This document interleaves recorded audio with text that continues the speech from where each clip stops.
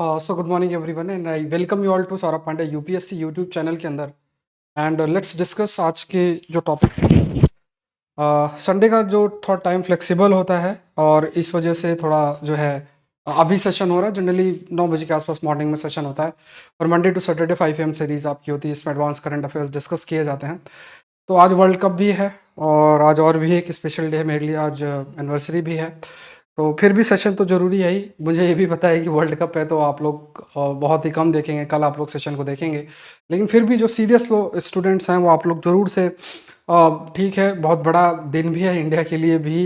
लेकिन थोड़ा समय निकालें, जैसे बीच में ब्रेक हो जो भी हो, तो अपना सेशन कंप्लीट करें। आज का काम आज ही ख़त्म करना है। देखो, चैलेंज यही होता है कि जब आपके पास दो इंपॉर्टेंट चीज़ें हैं, एक तरफ आपको सेशन भी है और एक तरफ इतना बड़ा इंपॉर्टेंट मैच भी है, उसमें आप प्रायोरिटी क्या सेट करते हैं, तो वो डिसाइड करता है कि आप अपनी गोल के प्रति कितने ज़्यादा सीरियस हैं।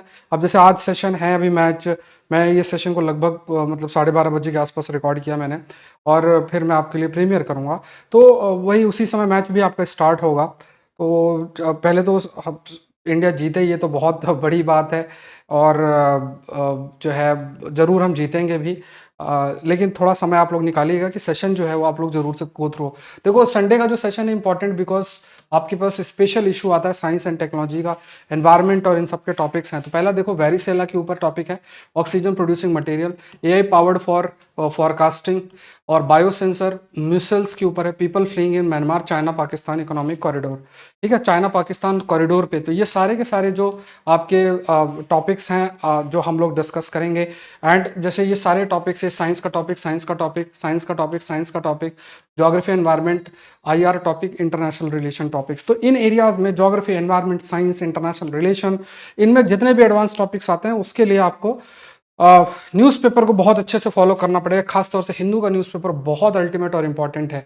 आज ये 9 बजे रात को टेस्ट है। देखो, पिछली बार दिवाली थी, इस बार वर्ल्ड कप का फाइनल है। अब आपके ऊपर है प्रायोरिटी आप क्या सेट करते हैं, बट मैंने सेशन को शेड्यूल कर दिया है और कल से ये जो टेस्ट सीरीज है इसका प्राइस भी हाइक हो जाएगा।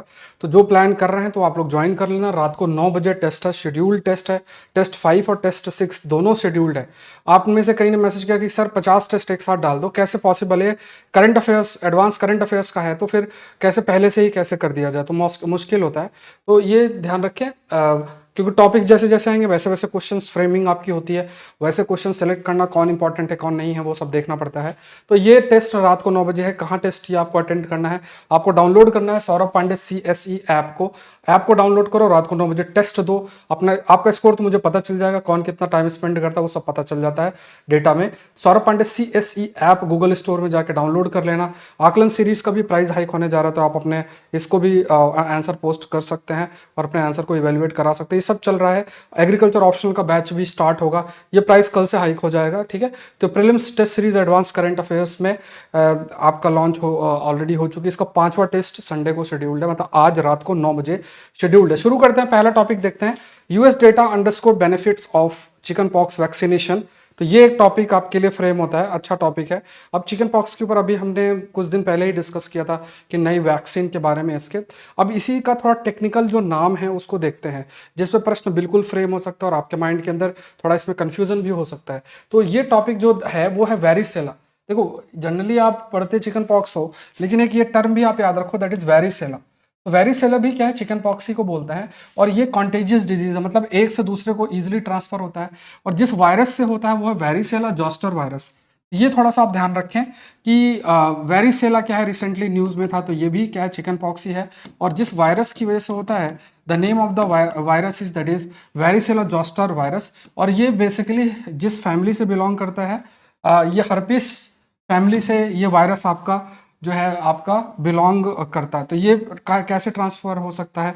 कोई भी, जैसे मान लो जिस पर्सन को है उसके लाइक उसके मान लो शरीर से जो जैसे मान लो सामने हैं और जो आपके ड्रॉपलेट्स हैं और वो उसके कांटेक्ट में आप आ जाओ, या कोई मटेरियल है उसके कांटेक्ट में, इन्फेक्टेड पर्सन और आप भी उसके कांटेक्ट में आ जाओ, तो ये कॉन्टेजियस है, मतलब एक पर्सन से दूसरे पर्सन को ये इजीली ट्रांसमिट हो सकता है। ये फैक्ट आपको याद रखना है कि इसमें जो है एक से दूसरे को इजीली ट्रांसमिट आपका वेरिसेला आपका हो सकता है। करंटली अगर देखा जाए तो वेरिसेला जो वैक्सीन है जो हमने अभी डिस्कस भी किया, जिस कंपनी ने बनाया है, कौन सी वैक्सीन बनाया है, कैसे बनाया है, वो डिस्कस किया। बट यहाँ पे देखो, एक टर्म आपने वेरिसेला देखा, दूसरा जो टर्म आप देखोगे समझोगे वो एट्यूनेटेड वैक्सीन। अब यहाँ पे देखो आपके लिए प्रश्न यही आएगा। अब बाकी चीजें तो चलो कॉमन सी बातें हैं, इसमें कोई इतनी दिक्कत आपको नहीं होगी। बट आपको जैसे ये टर्म अगर आपसे पूछे कि रिसेंटली एट्यूनेटेड वैक्सीन न्यूज में थी, मेंस में भी अगर आप देखोगे डिफरेंट टाइप ऑफ वैक्सीन के मेथड्स पूछे थे कुछ अभी 1-2 साल पहले ही, तो आपसे प्रश्न ऐसे बन सकता है कि एट्यूनेटेड वैक्सीन क्या है। एट्यूनेटेड वैक्सीन का concept you need to know, ठीक है। तो ये थोड़ा सा मैं आपको समझा देता हूँ जिसमें प्रश्न आपके लिए बन सकता है। बाकी चीजें तो इन्फॉर्मेशन बेस्ड हैं, वैक्सीन का नाम और ये सब हमने पहले भी 1-2 दिन पहले डिस्कस भी किया था, और वेरिसेला के बारे में भी हमने चीजें जो है वो देख ली हैं। तो जनरली अगर यहाँ पे देखा जाए वेरिसेला वैक्सीन के बारे में देखते हैं, तो वेरिसेला जो वैक्सीन है, इस जो एट्यूनेटेड वैक्सीन है वेरिसेला की, जो कि एक एट्यूनेटेड वैक्सीन है, इसमें जनरली क्या होता है कि जो भी वायरस है, ये जो वायरस है, इस वायरस को थोड़ा वीक किया जाता है, थोड़ा कमजोर किया जाता है, और फिर इसे वैक्सीन वायरस में कन्वर्ट कर दिया जाता है वीक फॉर्म में, क्योंकि अगर ये स्ट्रॉन्ग फॉर्म में होगा तो बीमार कर सकता है।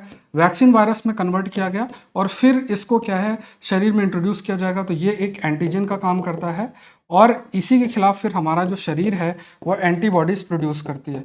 जो हमारी बॉडी है दैट प्रोड्यूसेस एंटीबॉडीज जो है वो प्रोड्यूस करती है। तो ये याद रख लो, एक तरफ आपका एंटीजन प्रोड्यूस होता है, तो जो वैक्सीन वायरस है वो vaccine virus it act as an antigen, और इसके खिलाफ ही जो एंटीबॉडी है वो आपकी प्रोड्यूस होती है, ठीक है। ये आपको ध्यान में रखना। तो यहाँ पे देखो, पहला जो वायरस बैक्टीरिया लिया जाता है, उसके बाद उसको जो है सेल कल्चर या उसमें पास किया जाता है। जैसे मान लो वायरस लिया गया, वायरस या बैक्टीरिया आपका लिया गया, और उसके बाद मान लो ये सेल कल्चर है, इसमें पास किया जाता है। सेल कल्चर, इसमें कई प्रकार के आप कह सकते हैं कि कई प्रकार की चीज़ें होती हैं, मतलब केमिकल्स और ये सब होते हैं, बट इसमें नेचुरल चीज़ें होती हैं इंस्टीड ऑफ केमिकल, क्योंकि वायरस के लिए होस्ट की ज़रूरत होती है, तभी वो मल्टीप्लाई कर सकता है। तो इसमें सर्टेन बायोलॉजिकल कंपोनेंट्स होते हैं जिसमें फिर वायरस को कन्वर्ट भी किया जाता है, फिर इसको वाइल्ड वायरस से वैक्सीन वायरस में कन्वर्ट किया जाता है, और फिर जब वैक्सीन वायरस में बन जाता है, कन्वर्ट हो जाता है, तो फिर इसको शरीर में इंट्रोड्यूस किया जाता है।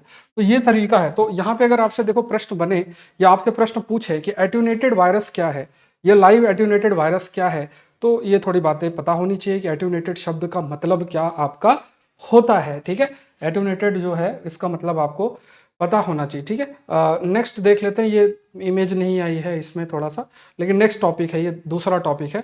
और ये भी देखो आर्टिफिशियल इंटेलिजेंस का जो एप्लीकेशन है वो बहुत अच्छे तरीके से इसमें एक्सप्लेन्ड है। और एआई के एप्लीकेशन, जैसे इस बार आई थिंक फार्मास्यूटिकल हेल्थ पे प्रश्न पूछा था, अब एआई जो है मिनरल्स और इनसे रिलेटेड भी आर्टिफिशियल इंटेलिजेंस का जो है मतलब प्रश्न आपके लिए फ्रेम हो सकता है। तो देखो इसमें जो शब्द मेंशन्ड है ये आप समझने का प्रयास करो, वो है, अगर देखा जाए, दैट इज एआई केमिस्ट, ठीक है।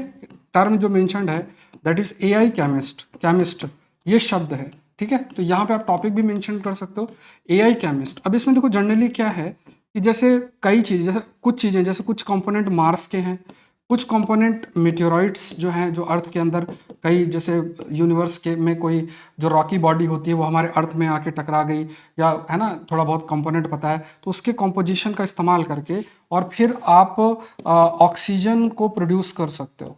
यू कैन प्रोड्यूस ऑक्सीजन का इस्तेमाल, और ये जो ऑक्सीजन है इसका हम कई सारे जो लॉन्च व्हीकल्स हैं उसमें फ्यूल के रूप में भी इस्तेमाल कर सकते हैं। जो लॉन्च व्हीकल्स हैं उनमें फ्यूल के रूप में भी इस्तेमाल कर सकते हैं। तो आप खुद देखो, एआई का इस्तेमाल करके आप कुछ कंपोनेंट या मटेरियल से ऑक्सीजन एक्सट्रैक्ट कर सकते हो, ऑक्सीजन को प्रोड्यूस कर सकते हो। तो ये बहुत बड़ी बात है, और ऑक्सीजन एक फ्यूल का रूप भी है। और अगर ऐसी स्थिति होती तो मान लो मार्स है, तो मार्स में भी बहुत सारे ऐसे मटेरियल हैं जिनका इस्तेमाल करके वहाँ ऑक्सीजन प्रोड्यूस हो जाए। मार्स में अगर ऑक्सीजन प्रोड्यूस हो जाए तो वहाँ पे वो हैबिटेबल भी हो सकता है। तो आप खुद देखो कि आर्टिफिशियल इंटेलिजेंस का जो इस्तेमाल है या जो एप्लीकेशन वो कितना तेजी से इंक्रीज हो रहा है। सो ऑक्सीजन मटेरियल जो है, ऑक्सीजन प्रोड्यूसिंग मटेरियल मेटेराइट्स का इस्तेमाल करके, जो कि ये मेटेराइट्स बेसिकली सेम चीज़ मार्स में पाई जाती है, उसका इस्तेमाल करके मतलब जैसे मान लो ये मटेरियल है, इस मटेरियल का इस्तेमाल करके ऑक्सीजन प्रोड्यूस किया जा सकता है बाय यूजिंग एआई केमिस्ट को यूज़ कर से। तो रिसर्चर्स ने क्या किया है, ये आप कह सकते हैं कि ये स्टडी भी आपकी पब्लिश की है, ये जो स्टडी है पब्लिश भी की है कि मतलब जिसके माध्यम से ऑक्सीजन प्रोड्यूस किया जाता है, और फिर ये चीज़ एक स्कोप प्रोवाइड करेगी, फैसिलिटेट भी करेगी। बहुत सारे ऐसे मिशंस हैं जो कि मार्स में लॉन्च किए जाएंगे, मिशंस जो मार्स के अंदर लॉन्च किए जाएंगे, तो उसमें भी काफ़ी आपका ये चीज़ काम करेगी। क्योंकि अगर आप देखोगे, अभी कल ही या परसों हमने डिस्कस भी किया था कि ऑक्सीजन है और इसका इस्तेमाल आपका जो ये लॉन्च व्हीकल्स हैं, इन लॉन्च व्हीकल्स में भी इसका इस्तेमाल काफ़ी हद तक जो है होता है।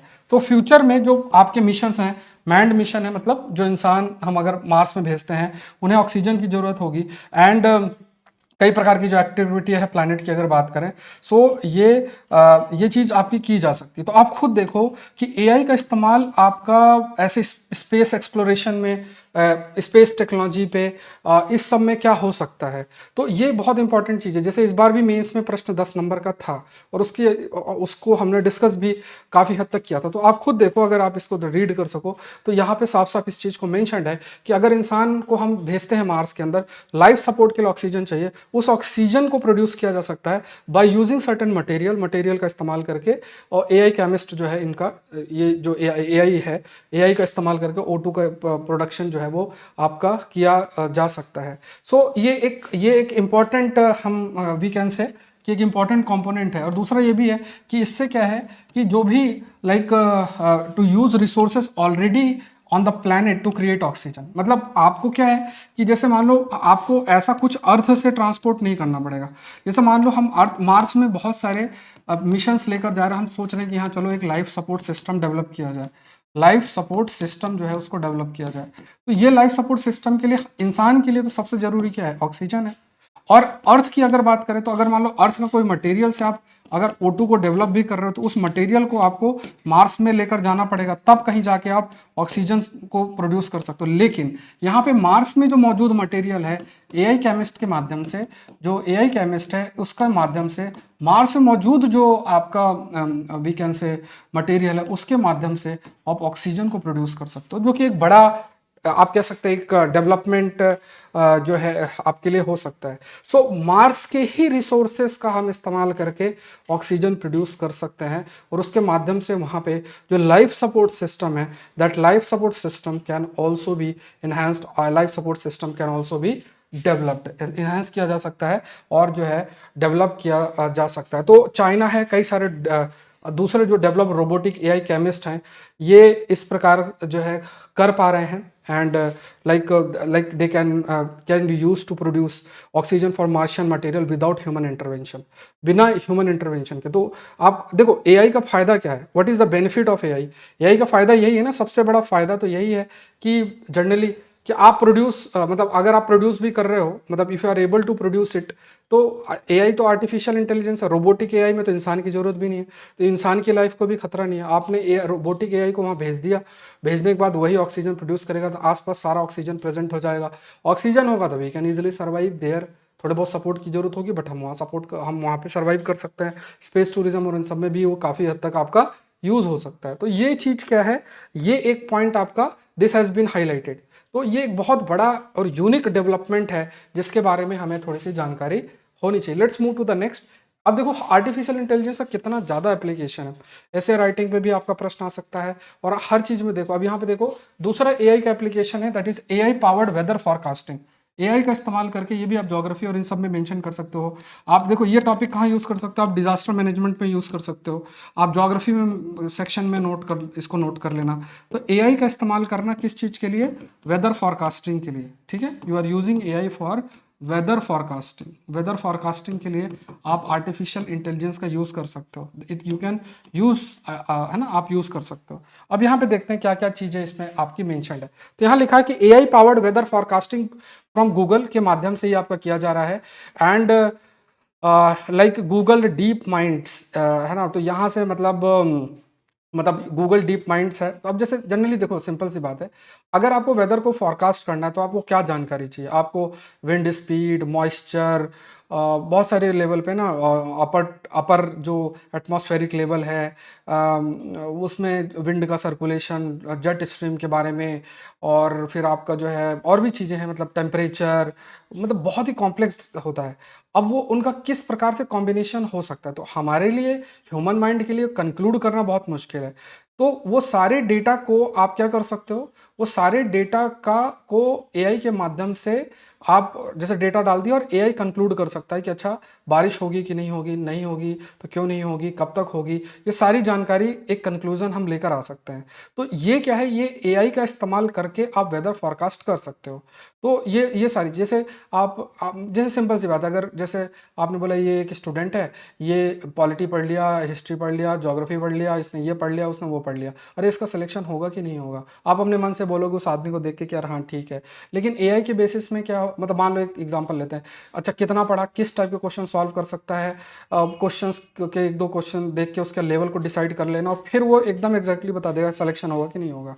तो वेदर फॉरकास्टिंग में, मतलब अगर आप ह्यूमन माइंड इंक्लूड करोगे तो उसकी लिमिटेशन है, एआई का यूज़ करके वो डेटा का जो डिफरेंट कॉम्बिनेशंस हैं और उसमें जो अटैच्ड कॉम्प्लिकेशंस हैं उनका इस्तेमाल, उसको ध्यान में रखते हुए एआई इजीली बहुत अच्छे तरीके से जो वेदर फॉरकास्टिंग है वो आपका कर सकता है। और इस मॉडल को जो है जिसका इस्तेमाल किया जा सकता है उसका नाम ग्राफ कास्ट रखा गया है, ठीक है। और है ना, तो यहाँ पे आप ये याद रखो कि जो आपका नाम है, जो मॉडल है उसका नाम आपका ग्राफ कास्ट जो है, ये शब्द यूज़ किया गया है, ग्राफ कास्ट, ये शब्द आप याद रखना, ठीक है। It has been used, we call it as GraphCast. GraphCast जो है ये शब्द आपका यूज आपका किया गया है। तो it is also performed well in prediction related to extreme events mainly, है ना। तो machine learning based weather predictions, machine learning basically it is also part of, अगर आपको याद हो तो हम लोगों ने इस पर डिस्कशन भी कर रखा है। AI, artificial intelligence, machine learning, जो मतलब मशीन लर्निंग, डीप लर्निंग, ये सब चीज़ें हमने ऑलरेडी डिस्कस कर रखी हैं। तो कुल मिला के वेदर फॉरकास्टिंग और ये जो मॉडल ग्राफ कास्ट है, अगर आपसे पूछे रिसेंटली ग्राफ कास्ट न्यूज़ में था तो ये क्या है, तो ये थोड़े से पॉइंट्स आपके माइंड में होने चाहिए कि it is related with what. Next देखते हैं, a new sensor tool kit to study neuropeptides, ठीक है। अच्छा, अगर आप सेशन देख रहे हैं तो लाइक बटन जरूर से प्रेस करें। और आज मैच भी है, तो वर्ल्ड कप का फाइनल, तो सभी आप लोग भी बिजी होंगे, बट मेरा आपसे सभी से अनुरोध है कि देखो, मेरा जो काम है सेशन प्रिपेयर करना, आज मेरे लिए भी इंपॉर्टेंट डे है कि आज, बिकॉज अब आपको नहीं है पता होगा, बट आज मेरी एनिवर्सरी भी है और वर्ल्ड कप का फाइनल भी है। तो अगर इंडिया जीत जाए तो उससे बड़ी गिफ्ट क्या है, ठीक है। तो आज तो यही प्लान है कि पूरा मैच ही देखना है, बट हम लोग अफोर्ड कर सकते हैं, क्यों, क्योंकि मेरी जिम्मेदारी है आपके लिए सेशन बनाना, वो मैं आज भी कर रहा हूँ और सेशन आपके लिए दे दिया, ठीक है। अब आपकी जिम्मेदारी, आप प्रायोरिटी कैसे सेट करते हो। अब मैच देख रहा हूँ, मान लो देखो, रोकना अपने आप को तो मुश्किल है, वो मैं एग्री करता हूँ, लेकिन जैसे समय मिले तो अपने सेशन को आज ही कंप्लीट करो। क्योंकि देखो क्या है कि लाइफ में जब कई दो चीज़ें होती हैं ना, इक्वल चीज़ें होती हैं, आपको प्रायोरिटी सेट करनी पड़ती है। मेरे पास भी आज आप देखोगे इंपॉर्टेंट चीज़ें हैं, लेकिन फिर भी मैंने मेरी प्रायोरिटी सेट कर ली कि सेशन तो देखो करना ही है, उसमें भले 5-10 लोग भी देखें, लेकिन सेशन करना है, या ना। तो आपको भी अपनी प्रायोरिटी सेट करनी, अगर आप अपने जो जो भी आप कर रहे हो, या आप मान लो आपको पढ़ना है, अगर उसके लिए आप बढ़िया तरीके से फोकस कर रहे हो, तो जरूर से, अगर आप पूरा एथिकल वे में कमिटमेंट आपका है, तो आपको अपने गोल को भी जरूर से अचीव करोगे। तो ये चीज़ें थोड़ा मन में आप जरूर से रखें, समय जब भी मिले सेशन को कंप्लीट करें, भले रात को करना है, सोने से पहले करना है, बीच में गैप आ रहा है मैच के तो वो करना है, कुछ भी स्थिति आ सके, ऑस्ट्रेलिया की बैटिंग पहले हो गई, चलो सेशन कर लेते हैं, तब तक फटाफट कान में लगा लिया, साइलेंट कर लिया, वो आपके ऊपर कैसे, बट सेशन जो भी सीरियस है वो करना है। रात को 9 बजे टेस्ट भी मैंने प्लान पहले से कर रखा था, तो टेस्ट भी रात को 9 बजे है, तो वो टेस्ट भी आपको देना है। और सौरभ पांडे CSE ऐप को डाउनलोड करके आप लोग टेस्ट भी, जो एडवांस करंट अफेयर्स का टेस्ट है, 5वां टेस्ट है, 4 ऑलरेडी हो चुके हैं, उसको देना है, 6ठा टेस्ट अगले संडे को है। Let's see the new sensor tool kit for studying neuropeptides, ठीक है। तो new sensor tool kit for studying neuropeptides, देखो यहाँ जो शब्द है वो शब्द है न्यूरोपेप्टाइड्स। न्यूरोपेप्टाइड्स का मतलब, ठीक है, तो न्यूरोपेप्टाइड्स का मतलब क्या हो सकता है, जैसे न्यूरो शब्द किससे रिलेटेड है, ब्रेन से। न्यूरॉन शब्द बोलता है ना। पेप्टाइड बॉन्ड क्या होता है कि जैसे ये एक, जैसे दो मॉलिक्यूल्स जो जुड़े होते हैं ना, जैसे है ना, सपोज करो एक मॉलिक्यूल ये है और ऐसे जुड़े हुए हैं, ये पेप्टाइड बॉन्ड हो गया। ठीक है। तो पेप्टाइड बॉन्ड जैसे मान लो ये और ये, ठीक है, ये ऐसे जुड़े हैं तो पेप्टाइड बॉन्ड्स हो गए। तो यहाँ क्या है कि जो ये पेप्टाइड बॉन्ड हैं जिसके माध्यम से डिफरेंट बायोमोलिक्यूल्स आपके जुड़े हुए हैं, इनको जो नया बायोसेंसर का मतलब क्या होता है, जैसे सेंसर क्या होता है, अभी गाड़ी में सेंसर लगा हुआ है, बोले गाड़ी पीछे कर रहे हो पीछे कर रहे हो, और फिर जो है और अगर कोई पीछे आ गया तो तुरंत वो पी पी करने लग जाएगी, मतलब अगर बैक कर रहे हो तो वो है ना कि भाई देखो अपना है ना, तो वो सेंसर हो गया। तो बायो सेंसर क्या होता है, बायो मतलब होता है लाइफ। तो यहाँ पे ऐसे कुछ लाइफ कंपोनेंट का इस्तेमाल करके, बायोलॉजिकल कंपोनेंट का इस्तेमाल करके जो सेंसर्स बनाए जाते हैं तो वो बायो सेंसर्स कहलाते हैं। उसमें बहुत सारे डिफरेंट लेयर्स इस्तेमाल होते हैं, प्रोटीन्स का इस्तेमाल होता है, डिफरेंट बायोमोलिक्यूल्स, लिपिड और इन सब का इस्तेमाल होता है, फिर बायो सेंसर बनाया जाता है। तो नया कुछ एक बायो सेंसर बनाया गया जिससे कि जो न्यूरोपेप्टाइड हमारे ब्रेन के अंदर है उसको उसको उसकी एक्टिविटी को समझा जा सकता है। तो यहाँ पे क्या है, एक इंपॉर्टेंट टूल प्रोवाइड करेगा जिसके माध्यम से फंक्शंस, रेगुलेशंस की अगर बात करें, सिग्नलिंग है, वो सब हम जान सकते हैं। उसके बाद क्या है, approach has potential to address questions regarding neuropeptides and their roles in health and disease. ठीक है, हेल्थ और डिजीज की अगर बात की जाए, हेल्थ एंड डिजीज की अगर बात की जाए तो बहुत सारी हम जानकारी, देखो इसमें क्या है कि जैसे मान लो जो बायोसेंसर्स हैं, ये बायोसेंसर्स बेसिकली जो बायोसेंसर्स हैं, ये बायोसेंसर्स का इस्तेमाल आप कर सकते हो। और बायोसेंसर्स का जो आप इस्तेमाल करोगे, ठीक है, जो बायोसेंसर्स का इस्तेमाल करोगे, इससे आपको न्यूरोपेप्टाइड्स के बारे में, जो न्यूरोपेप्टाइड्स हैं उनके बारे में जानकारी मिलेगी। और जो ये न्यूरोपेप्टाइड्स के बारे में अगर आपने जानकारी, क्योंकि देखो न्यूरोपेप्टाइड जैसे मान लो अलग अलग जो मॉलिक्यूल्स हैं ब्रेन के अंदर, उनके बीच का जो ये बॉन्डिंग है वो न्यूरोपेप्टाइड्स कहलाती है। तो अगर आपको इसके बारे में पता है तो बहुत सारे जो ह्यूमन डिजीज एंड ऑल है उसके बारे में भी आप जानकारी आपको मिलेगी, जो ब्रेन से रिलेटेड है उनके बारे में भी जो जानकारी है वो आपको मिलेगी। और है ना, तो ये भी पता चलेगा कि अच्छा ब्रेन का ये हिस्सा है तो इसका ये रोल है, ये सारी चीज़ें, ये सारी जानकारी जो है वो मिल जाएगी।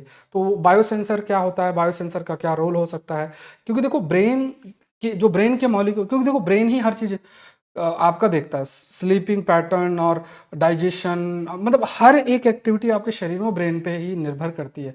तो ब्रेन का एक बहुत महत्वपूर्ण रोल है, तो वो सारी जानकारी आपको मिल पाएगी। ठीक है, इसका पीडीएफ आपको Saurabh Pandey UPSC YouTube Telegram channel पे मिल जाएगा। और दूसरा वेबसाइट भी लॉन्च हो चुकी है, सौरभ पांडे upsc.com पे अगर आप जाओगे, उसका लिंक भी मैं डाल दूंगा, तो उस पर भी आपको पीडीएफ अब मिलने लग जाएगी। अब वेबसाइट जो है वही, उसी पे आपको मैगजीन और डेली करंट अफेयर्स भी सौरभ पांडे upsc.com पे ही आपको जो है वो मिलेगी। नेक्स्ट देखते हैं, secret behind muscles interface revealed. ठीक है, मसल्स सॉरी म्यूसल्स जो है, म्यूसल्स इंटरफेस रिवील्ड, तो ये थोड़ा सा देख लेते हैं। तो अगर आप म्यूसल्स देखोगे तो ये कुछ इस तरीके से होता है, इसे हम म्यूसल्स बोलते हैं, दिस इज कॉल्ड एज म्यूसल्स। तो ये क्या है, लाइक मॉलस्क होते हैं जो सॉल्ट वाटर और फ्रेश वाटर हैबिटेट में पाए जाते हैं, इस प्रकार से आप देखोगे ना। एंड इनके ऊपर ऐसे सेल का कवरेज भी आपका होता है इस टाइप से, तो ये म्यूसल्स शब्द इनके लिए इस्तेमाल होता है। ठीक है, इसी को म्यूसल्स बोलते हैं। ये प्रीलिम्स में, इसमें कोई मेंस का प्रश्न नहीं है। तो यहाँ पे देखो क्या क्या चीज़ें हैं उसको थोड़ा सा देख लेते हैं।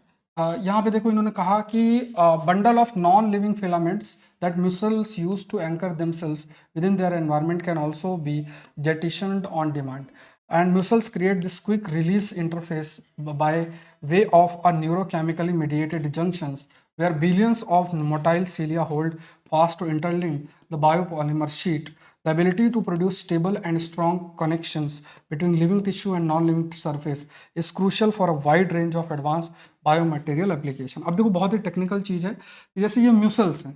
अब थोड़ा ये डायग्राम अगर आप देखोगे, ठीक है, ये आपका मतलब ये म्यूसल्स है, ये अगर अगर आप देखो ना, दिस इज म्यूसल्स। ठीक है, दिस इज म्यूसल्स। अब जैसे ये म्यूसल्स है और ये मान लो रॉकी सरफेस है, इस पर ये कैसे अटैच हो जाती है। तो ये जो अटैच हो रही है तो इसका क्या मैकेनिज्म है जिसके माध्यम से ये इसमें कुछ ऐसे केमिकल्स को प्रोड्यूस करे या कुछ ऐसे बायोमटेरियल को ये प्रोड्यूस अपने आप तुरंत कर देती है जिसके माध्यम से ये इस रॉकी या किसी भी सरफेस पे आके अटैच कर जाए। ठीक है, सरफेस को क्या करे, इट गेट अटैच्ड हो जाए। तो यहाँ पे आप देख लो कि ये आपका म्यूसल्स है, ये म्यूसल्स बेसिकली जो सरफेस है इस सरफेस से जाके आपका अटैच कर जाए। जैसे ये मान लो रॉकी सरफेस है और इस पे जाके अटैच करेगा तो कौन सा मटेरियल जो है, तो वो बायो मटेरियल हम we use the term that, है ना, जो बायो मटेरियल है उस बायो मटेरियल का यूज़ करके आपका ये प्रोड्यूस कैसे होता है। इसी पे इन्होंने थोड़ी सी जो है स्टडी आपकी की है। ठीक है, लेट्स सी, डिस्कस करते हैं। तो इसमें इन्होंने कुछ बातें हाईलाइट आपकी की है कि ये जो क्विक रिलीज है by way of a neurochemically mediated junction, मतलब इसका जो सर्टेन न्यूरोलॉजिकल सिस्टम है वो चीज़ें मतलब वो रिकॉग्नाइज करेगा और वो फिर इस तरीके के केमिकल को रिलीज करने में फैसिलिटेट करता है। जैसे हमारा ब्रेन भी तो ऐसे ही करता है, हमारा ब्रेन भी जान जाता है यार अभी ये दिक्कत हो सकती है, अभी ये है, तो वो हमारा शरीर उसी हिसाब से रिस्पॉन्ड भी करता है। तो ये जो ब्रेन है, ह्यूमन ब्रेन है, वो भी ह्यूमन ब्रेन के बेसिस पे, ह्यूमन ब्रेन भी बेसिकली उन चीज़ों को देख के और फिर एक्ट करता है। इसी तरीके से जो न्यूरोलॉजिकल सिस्टम इन मसल्स के अंदर है वो कई प्रकार के फिर उसी वो फैसिलिटेट करते हैं कई प्रकार के इन केमिकल्स को रिलीज करने में, एंड दैट हेल्प, वो हेल्प आपका करते हैं कि जो रॉकी सरफेस है और जो आपका ये मटेरियल है, म्यूसल्स की बात करें और जो रॉकी सरफेस है उनके म्यूसल्स और रॉकी सरफेस उसके बीच में जो ये केमिकल है वो प्रोड्यूस होगा, बायो मटेरियल प्रोड्यूस होगा और वो फिर सरफेस के साथ इंटरेक्शन को फैसिलिटेट जो है वो करेगा। तो एक लिविंग सिस्टम है, जैसे ये म्यूसल्स एक लिविंग सिस्टम है और जैसे इंटरेक्शन रॉकी सरफेस है उससे वो अटैच होगा, वो नॉन लिविंग मटेरियल है, तो उसके लिए फिर इसका न्यूरोलॉजिकल सिस्टम ही ऐसे कुछ केमिकल्स को प्रोड्यूस करता है। नेक्स्ट टॉपिक देखते हैं। नेक्स्ट टॉपिक है आपका ये है चाइना पाकिस्तान इकोनॉमिक कॉरिडोर। ठीक है, ये इंटरनेशनल रिलेशन का टॉपिक है। तो China Pakistan economic corridor important topic है। ठीक है, चाइना पाकिस्तान इकोनॉमिक कॉरिडोर ये टॉपिक है आपका, प्लीज़ इसको ध्यान रखें। और ये टॉपिक पर हमने बहुत चर्चा ऑलरेडी बहुत बार कर रखी है, बट थोड़ा ब्रीफ में मैं आपको इसके बारे में भी आई एम हाईलाइटिंग, तो इसको थोड़ा सा, इसको भी आप लोग ध्यान दें। ठीक है, तो इसको देखते हैं।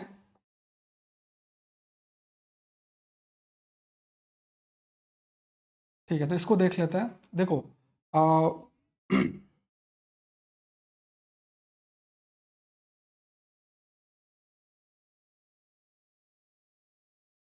इस पे देखो मैं दोनों आपको डायग्राम के माध्यम से एक्सप्लेन करूँगा। कंटेंट इस पे लिखा हुआ है, लेकिन ये जो भी है कंटेंट आप रीड कर लेना, बट अभी मैं इसको एक्सप्लेन कर देता हूँ। मैं थोड़ी स्लाइड वो ओपन कर रहा हूँ। ठीक है, तो ये थोड़ा सा ये है, एक ये टॉपिक है why people are flying from Myanmar and Mizoram, और दूसरा सीपैक है। तो ये मैं तो कुछ और ओपन करता हूँ, उसी में लिख पाऊँगा, इस पर तो लिखने का ऑप्शन नहीं आता है, तो इससे आपके लिए थोड़ा आसान हो जाएगा समझ पाना। ठीक है,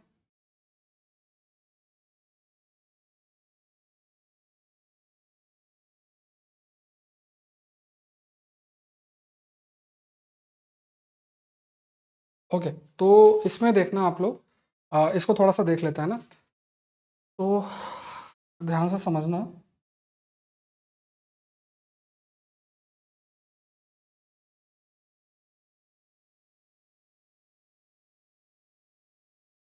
ठीक है, अब देखो यहाँ पे जो पॉइंट ऑफ डिस्कशन है वो क्या है, चाइना पाकिस्तान इकोनॉमिक कॉरिडोर। ठीक है, तो इसके लिए जैसे मान लो आपका ये चाइना पाकिस्तान इकोनॉमिक कॉरिडोर को समझने के लिए,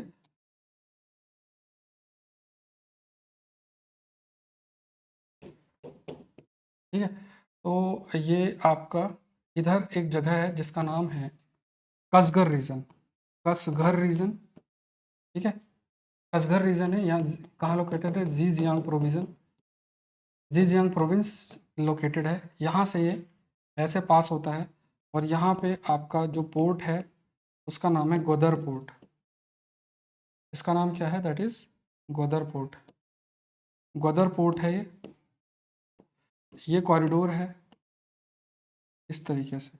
और जो जगह है इधर पास में उसका नाम है बलूचिस्तान। ठीक है, ये समुद्र इधर है, उसका नाम है अरेबियन सी। और अगर आप लोग को पता हो तो ये ग्वादर पोर्ट है, उधर ही ईरान के अंदर चाह बहार पोर्ट है, चाह बहार पोर्ट है। ठीक है, अब आप ये समझो कि चाइना जो है इस ये जो प्रोजेक्ट है इसको फाइनेंस कर रहा था, क्योंकि एक कंसेप्ट मैंने आपको पढ़ा रखा है, उसको बोलते हैं मलक्का डिलेमा। ठीक है, जिसमें क्या है, मलक्का जो स्टेट है वहाँ पे इंडिया कभी भी उसको ब्लॉक कर सकता है अगर युद्ध की स्थिति आएगी, तो उसके पास उसको अल्टरनेटिव रूट भी चाहिए। तो वो इजीली पर्शियन गल्फ और इधर से होते हुए आपका ये रास्ता अपनाते हुए और जो है यहाँ पहुँच सकता है, चाइना के हिस्से में पहुँच सकता है। प्लस इंडिया के ये जो हिस्सा है यहाँ पे भी सिक्योरिटी चैलेंज है, उसकी जो भी फोर्सेस हैं वो इंडिया के इस रीजन में तुरंत पहुँच सकती हैं। तो ये एक गदर पोर्ट का बेनिफिट है। दूसरा, पाकिस्तान को क्या बोला गया?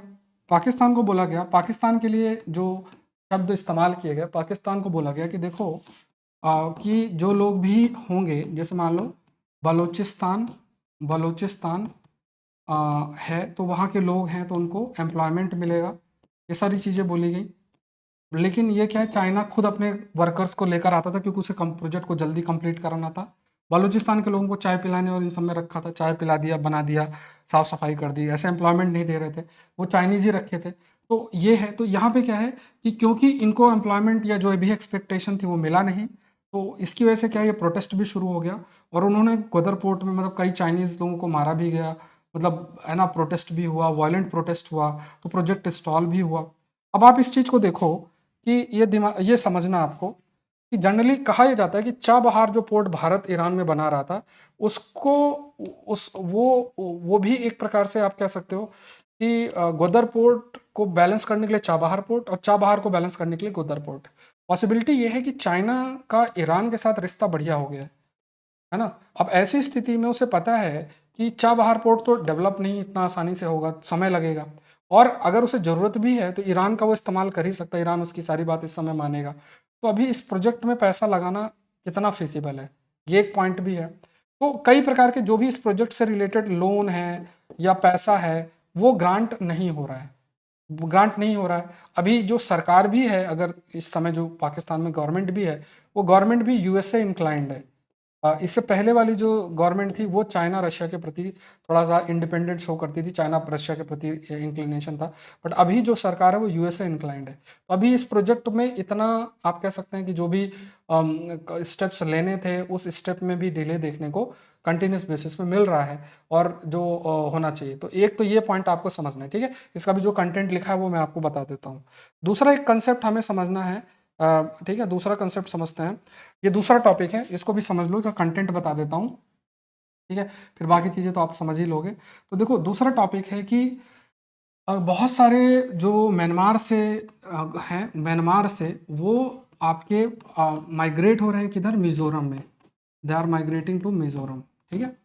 अब आप समझो, जैसे मान लो ये हमारा नॉर्थ ईस्टर्न रीजन है, नॉर्थ ईस्टर्न रीजन है और म्यांमार यहाँ लोकेटेड है। म्यांमार का नदर्न हिस्सा है, ठीक है, दिस इज नदर्न पार्ट, ये नदर्न पार्ट है। देखो म्यांमार के अंदर, म्यांमार में अगर आप देखोगे तो म्यांमार के अंदर जो म्यांमार है, म्यांमार के अंदर बहुत सारे आपके सेपरेटिस्ट ग्रुप हैं। म्यांमार के अंदर बहुत सारे क्या हैं, सेपरेटिस्ट ग्रुप हैं, एक्टिव आपके रहते हैं। अब वो क्या है, जैसे जनरली इन पर चाइना का अच्छा खासा कंट्रोल है वैसे, और ये क्या है, ये सेपरेटिस्ट ग्रुप्स बेसिकली वहाँ पे जो मिलिट्री रूल है, जो जिसे हम जुंता गवर्नमेंट भी बोलते हैं, उससे अभी युद्ध की स्थिति है। अभी इनके बीच में युद्ध भी हुआ है और यहाँ की आर्मी इन पे हमला भी कर रही है, ये लोग भी मिलकर हमला कर रहे हैं। जो भी इधर पोस्ट और ये सब है उसको हटाया जा रहा है। ऑल्दो आप ये भी कह सकते हो कि ये पोस्ट हटाए, क्योंकि ये काफ़ी इंडिया के भी क्लोज बना रहे हैं इन, और पोस्ट बना रहे हैं इन सेपरेटिस्ट ग्रुप के पास भी क्लोज पोस्ट बना रहे हैं। तो इन्होंने हमला किया और यहाँ पे जनता मतलब इनकी जो आर्मी इसको भगा रहे हैं, प्लस इनकी आर्मी इन पे अटैक कर रही, तो इसमें कॉमन लोग भी काफ़ी अफेक्ट होते हैं। इस वजह से वो माइग्रेशन भी हो गया है टूवर्ड्स मिजोरम। तो आप ये देखो, युद्ध की वजह से माइग्रेशन भी स्टार्ट हुई, फिर यहाँ पे क्या होगा, रिफ्यूजी की प्रॉब्लम आपकी स्टार्ट हो जाएगी। अब देखो, एक तो बांग्लादेश से लोग आ रहे हैं काफ़ी सारे, तो यहाँ इसी तरीके से म्यांमार से एंटर हो जाएंगे। अब यहाँ दूर बैठे बैठे आप सोचोगे अरे यार आने चाहिए, बहुत बढ़िया बात है, ये है वो है, भारत को ये करना चाहिए, भारत को वो करना चाहिए। अरे पहले हमें अपना एरिया संभालना है ना, मतलब पहले आप ये देखो कि पहले हम अपना तो संभालें। प्रॉब्लम्स अपनी खुद एग्जिस्ट करती हैं और आप 100-5,000 लोगों को बिठा के क्या कर लोगे, सिंपल सी बात है। इस चीज़ को मतलब सोचो, अभी आपके घर पे बोल दे चलो 4 लोग आपके घर पे रहेगा, रख लोगे क्या? तब आपका सारा जितना भी है वो सारा बैलेंस हो जाएगा। तो इस चीज़ को समझना है कि देखो, जब कोई क्राइसिस आती है उसके सॉल्यूशन की तरफ हमें जाना है। सॉल्यूशन क्या होता है? सॉल्यूशन ह्यूमैनिटेरियन सपोर्ट प्रोवाइड करना और जहाँ से आए हैं उनको वहाँ सेंड कर देना। अब आप ब्यूरोक्रेट बनोगे तो आप ये नहीं कहोगे कि यार जो है मैं सबको अलाउ करेंगे, सब आ जाओ हमारे देश में रहना स्टार्ट कर दो। आप जाओ यूएस और यूरोप के देश में रह के ऐसे दिखाओ, आसान नहीं है, आप सारी चीज़ें फॉलो करोगे। तो बहुत ज़्यादा मतलब आर्गुमेंट को उस प्रकार से कैरी नहीं करना है जो कि आपके नेशनल इंटरेस्ट को अफेक्ट करे। नॉर्थ ईस्टर्न रीजन भी हमारा, अब वहाँ देखो कि आसपास वहाँ पे भी कल्चरल कंटेक्स्ट में लोग वहाँ प्रेजेंट हैं, और वो लोग, आप खुद सोचो कि मतलब उनके घरों के पास में आसपास लोग खूब सारे आने लग जाएं, फिर वहाँ पे वो कब्जा करने लग जाएं, फिर वहाँ पे उनका कल्चरल चेंज करने पाए, तो अब उस सोसाइटी का डेवलपमेंट देखो ना कैसे अफेक्ट होगा, उसको इमेजिन करो। तो उनके लिए इतना ये आसान नहीं है, it's not easy for them at all. तो ये हमें देखना पड़ेगा कि कैसे ऐसे माइग्रेशन को रोका जा सके, इसको किया। तो इसके लिए हमें जरूरी क्या है कि हमें प्रॉपर जो ये बॉर्डर मैनेजमेंट है, ये जो बॉर्डर एरिया है, इसके मैनेजमेंट पे हमें काम करना पड़ेगा। ठीक है, तो ये जो बॉर्डर मैनेजमेंट, मतलब ये जो बॉर्डर एरिया है, ये जो बॉर्डर एरिया है, इस पर मैनेजमेंट, इस पर हमें थोड़ा बढ़िया थोड़ा फोकस करना पड़ेगा। इसे हमें आसान जो है वो नहीं लेना। तो ये जो बॉर्डर मैनेजमेंट है, जैसे इस पे प्रॉपर फोकस करना पड़ेगा। बॉर्डर मैनेजमेंट हमें बहुत बहुत इंपॉर्टेंट हमारे लिए है, तभी हमें माइग्रेशन और ये सब रोक पाएंगे। इधर भी हमें बांग्लादेश, भूटान, इधर नेपाल, तो यहाँ सब जगह पे बॉर्डर मैनेजमेंट आपको देखना पड़ेगा। सब जगह अपने अपने बॉर्डर के चैलेंजेस अपन देखना पड़ेगा कि इलीगल तरीके से कोई ना है, लीगल तरीके से तो कोई भी आ सकता है। ठीक है, लीगल तरीके से तो कोई भी आ सकता है, इलीगल तरीके से ना है, हमारा हमें ये चीज देखनी है। तो इस पे थोड़ा सा आपको देखना चाहिए। ठीक है, तो ये मैंने दोनों टॉपिक्स आपको एक्सप्लेन कर दिया। स्लाइड के अंदर सारी बातें, कुछ एग्जाम्पल और ये सब दिए हुए हैं, तो वो मुझे दोबारा से ओपन करना पड़ेगा। किधर से होता है देखना।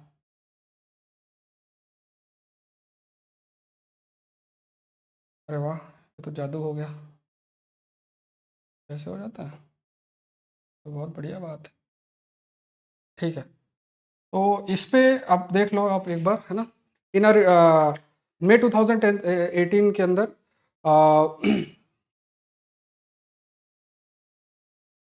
हाँ रुको, स्टार्टिंग से देख लेते हैं। वही सारी बातें लिखी है मैंने जो एक्सप्लेन की है, मैंने बेस आपको दे दिया। तो यहाँ पे क्या है कि फंड लगभग डिमांड की जा रही थी $65 बिलियन इंफ्रास्ट्रक्चर इन्वेस्टमेंट। पाकिस्तान की जो केयर टेकर गवर्नमेंट है, अक्टूबर 20 में उन्होंने जो है डिमांड भी की थी, and China Pakistan economic corridor के लिए, है ना। तो जो ये प्रोजेक्ट रन किया जा रहा था उसके लिए इतना फंड की डिमांड आपकी की गई थी। और चाइना पाकिस्तान इकोनॉमिक कॉरिडोर जो one belt one road initiative है चाइना का, उसके तहत ये लोग कनेक्टिविटी डेवलप कर रहे हैं और डिफरेंट मार्केट तक कैसे रीच किया जाए, उसके लिए समुद्री रास्ता, रोड के माध्यम से रास्ता को कैसे डेवलप आपका किया जाए। सो यहाँ पे साइनिंग ओवर 50 प्रोजेक्ट जिसका वर्थ $45 बिलियन है। उसके बाद चाइना सिल्क रोड जो फंड है उसका उसको इस्टेब्लिश किया है, जिससे China Pakistan economic corridor project पे पैसा खर्च किया जा सके टिल 2030। ये कॉरिडोर है, तो ये मैंने आपको बताया कसगर से लेके कनेक्टिविटी आपकी नीचे तक गोदर पोर्ट तक डेवलप आपका किया गया। अब ये जो सिल्क रोड फंड है, इसमें डिफरेंट कंसोर्टियम है चाइनीज बैंक के, मतलब चाइना के जो अलग अलग बैंक है वो मिलकर कार्य कर रहे हैं। एंड कई प्रकार के कोलैबोरेशन भी पाकिस्तानी कंपनीज के साथ आपके किए गए हैं, मतलब कई बैंक मिलकर उन्होंने फंड क्रिएट किया है, और कंपनीज जो है पाकिस्तान की है वो भी इस पे कई सारी इन्वॉल्व है। तो 2016 में कई सारे जो प्रोजेक्ट्स हैं वो रुक गए, क्योंकि कौन कॉन्ट्रैक्टर होगा, बिडिंग प्रोसेस में उसमें डिले आपका हो गया, फिर टैक्स एक्सेम्पशन क्या मिलेगा, ये सब चीज़ें हैं। फिर उसके बाद जैसे मान लो वाटर का डिस्ट्रीब्यूशन, प्रोजेक्ट को रन करने के लिए वाटर का डिस्ट्रीब्यूशन है, तो ये है। फिर 11.2 billion rupee project to supply treat and distribute water to the port, port में जो पानी की ज़रूरत है, इसमें लगभग स्वाड और सांडी कौर डैम है, उसको कनेक्ट करने की बात की गई है। तो उसमें भी पैसा नहीं आया और चाइना भी इंटरेस्ट नहीं लिया, तो डिले उसमें भी देखने को मिला। फिर चाइना ने फंडिंग स्टॉप की। 2210 किलोमीटर का Dera Ismail Khan Zhob road worth 81 billion rupees. 110 kilometre Khuzdar Basima road है, उसको बनाने में जो 19.7 बिलियन है, उसमें उस पे प्रोजेक्ट है, उस पर डिले हुआ। 136 किलोमीटर काराकोरम हाईवे है, उसमें उसमें करप्शन की वजह से, कि करप्शन होगा इस वजह से पैसा आपका नहीं ट्रांसफ़र आपका किया गया। तो ये सब लोग भी वहाँ पे एग्री नहीं कर रहे थे, प्लस करप्शन एक बड़ा जो है पॉइंट देखने को मिला। फिर पाकिस्तान के नेशनल असेंबली स्टैंडिंग कमेटी है, उसने इंक्वायरी भी की थी कि जो भी कहा भी जा रहा है कि चाइना की ओवरसीज पोर्ट्स होल्डिंग जो कंपनी है that it had been operating without valid security clearance, बिना सिक्योरिटी क्लियरेंस के उसे काम करना पड़ रहा है। पोर्ट का कंस्ट्रक्शन जो है वो भी डिले हो रहा है क्योंकि बलूचिस्तान में जो लोग हैं वो भी इसको प्रोटेस्ट आपका कर रहे हैं। तो कई सारे एरियाज़ में चाइना ने फिर कोऑपरेशन और स्टार्ट किया, जैसे क्लाइमेट चेंज है, वाटर मैनेजमेंट है, एनर्जी है, इन सब एरिया में भी अपना कोऑपरेशन इंक्रीज किया। ठीक है, नेक्स्ट देखते हैं, why are people fleeing Myanmar for Mizoram. तो ये क्यों फ्ली कर रहे हैं, तो ये मैंने आपको बताया लगभग 1500 जो नेशनल है ऑफ इंडियाज नेबर कंट्री, मतलब म्यांमार से आए हैं और आपके मिजोरम के जो एरिया है वहाँ पे आके हैं। एंड यहाँ पे ये बहुत सारे डिफरेंट डिफरेंट आप देखोगे तो मतलब मिलिटेंट ग्रुप हैं, है ना, जो आप कह सकते हैं, तो उनका और आर्मी का जो म्यांमार की आर्मी उनके बीच में एक युद्ध की स्थिति आपकी बनी रहती है। तो ये है, अभी कई कैंप्स हैं, जैसे मान लो Chin defence force among led to the capture of 2 bases, Khaw Mawi and Rihkhawdar military camp. तो ये मतलब आर्मी से छीन लिया, रिबेल ग्रुप्स ने एक प्रकार से छीन लिया। अब यहाँ पे जैसे Myanmar national democratic alliance, Ta'ang national liberation army, Arakan army, ये सब ऐसे हैं। तो ये in Myanmar north Shan state butting China. अब देखो इनको चाइना का भी सपोर्ट रहता होगा, बिकॉज म्यांमार की जो आर्मी है उसका कान खींचना है, तो ये इनको एक्टिवेट कर दिया। ये सी पॉसिबिलिटी आपकी ऐसे बनी रहती है। तो ये जो युद्ध की स्थिति बनेगी उससे फिर देखो, इस चीज़ को समझने की कोशिश करो। अगर आप इस चीज़ को समझोगे ना, तो क्योंकि आप लोग फ्यूचर ब्यूरोक्रेट है, देखो सिंपल सी बात है कि इसको लंबा सोचो। ठीक है, जो मेरा माइंड कहता है वो मैं आपको बता रहा हूँ। देखो इंडिया और यूएस, जापान, ऑस्ट्रेलिया, इनका इंडो पैसिफिक प्रोजेक्ट है, क्वाड ग्रुपिंग है, और इसका अगर आप मैप में देखोगे ना, तो पैसिफिक ओशन से इसको फर्दर एक्सटेंड किया जा रहा है टुवर्ड्स नॉर्थ ईस्टर्न रीजन तक।